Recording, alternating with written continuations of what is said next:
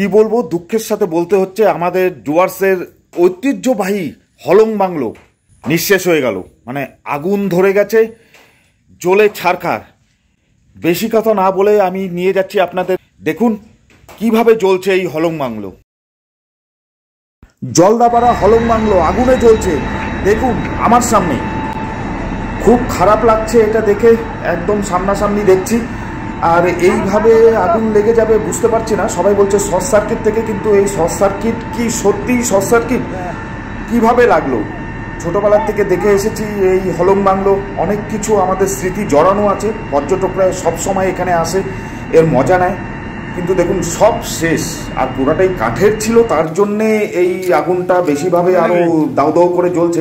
আর fire ব্রিগেডকে দেখুন, ওরা fire brigade আমাদের কাজ করছে ভালোভাবে, জল দিচ্ছে মানে নেভানোর জন্য, কিন্তু সেটা শেষ পর্যন্ত বাঁচানো সম্ভব হবে না। কি বলবো, খুবই মনটা খারাপ হয়ে গেল।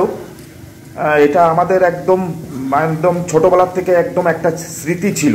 আর ফায়ার ব্রিগেড দেখুন মানে জান প্রাণ দিয়ে কাজ করছে। জলদাপাড়া হলং বাংলো জ্বলছে, কিছু করার নেই, সব কিছু শেষ। আর আমি আছি শেষ অবধি। খুব মনটা খারাপ হয়ে গেল আজ।